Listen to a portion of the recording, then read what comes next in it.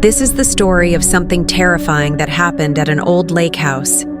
I am going to tell you this story, but let me warn you, it is not for the faint of heart. Some places hold secrets, dark and twisted ones, and sometimes those secrets refuse to stay buried. It all started when Daniel and his friends, Mark, Lisa, and Emily, decided to spend the weekend at a remote lake house deep in the woods. The house belonged to Daniel's uncle, who had moved to another country and left it abandoned for years. Daniel always wanted to visit it, and now, with a free weekend and a craving for adventure, they packed their bags and drove out there.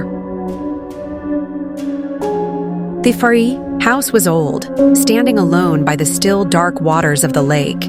The wooden walls were cracked, the windows dusty, and the silence around it was unsettling. The lake stretched endlessly, reflecting the full moon above like a giant mirror. It was beautiful, yet eerie, as if the water was hiding something beneath its surface. The first evening was normal. They lit a fire, laughed, and told ghost stories. But then, strange things started happening. The first sign was the whispering. It was around midnight when Lisa, who had gone to get water from the kitchen, came back pale and shaking. "I heard something," she whispered. "Someone was whispering my name." Mark laughed. "Maybe it's the wind." "But," Lisa shook her head. "No, it was clear. Someone whispered my name right into my ear."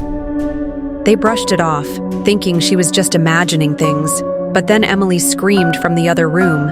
They all ran to find her standing by the window pointing outside. "There was someone standing by the lake," she gasped. "A woman in a white dress." Daniel quickly grabbed a flashlight and rushed outside. The air was cold, and the trees around them swayed gently in the wind.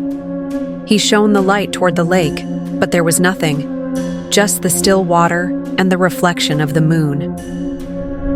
"There's no one here," he said, but deep inside, he felt something was wrong.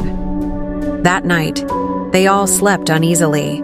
Strange noises echoed through the house, creaking floors, soft knocks on the walls, and at one point, a distant crying sound. The next day, Daniel found an old diary in one of the drawers. The pages were yellowed with age, and as he flipped through them, his hands trembled. The diary belonged to a woman named Eleanor, who had lived in the lake house years ago. The last entry sent chills down his spine. "He comes from the lake. He calls my name at night. He watches from the water. I must not answer him, or I will be lost forever." Daniel felt his heart pound. Who was he? What happened to Eleanor? As the sun set that evening, the fear in the air became thicker. They decided to stay together in one room, but the moment the clock struck midnight, the whispers returned. This time, they all heard them. "Daniel, Lisa, come outside." The voices were soft yet haunting, like they were right outside the window. Then came the knocks, slow, deliberate knocks from the front door. Mark grabbed a bat. "Who's there?" he shouted. No answer. Daniel gathered his courage and peeked through the window. What he saw made his blood turn cold. A tall, shadowy figure stood by the lake, motionless. Its face was hidden in the darkness, but its eyes glowed faintly. The figure slowly lifted a hand and pointed at the house. Lisa let out a shaky breath. "We need to leave. Now." But the car wouldn't start. The engine roared but refused to turn. Over, as if something was holding it back. Panic set in. Then, the whispers turned into screams. High-pitched, chilling screams that filled the air. The house trembled, and the lights flickered. Suddenly, the front door burst open on its own. A cold wind rushed inside, and then they saw her. A woman in a white dress, soaking wet, her face pale as death, her eyes hollow. She stepped inside, her wet footprints staining the wooden floor. Daniel. And his friends backed away, their bodies frozen in terror. The woman opened her mouth, but instead of words, a horrible gurgling sound came out, like water drowning her voice. She pointed at Daniel. "You brought them here," she rasped.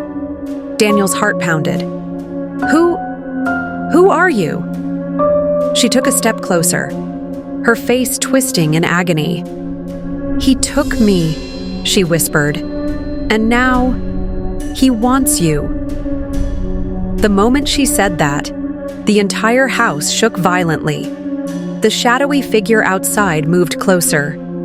The water in the lake rippled unnaturally, as if something was rising from below. They had to escape. Daniel grabbed his friends and made a run for the back door. They ran into the woods, not daring to look back. Behind them, the screams grew, louder, and the wind howled like a beast. After what felt like an eternity, they reached the main road, where their car finally started. Without a second thought, they sped away, never looking back.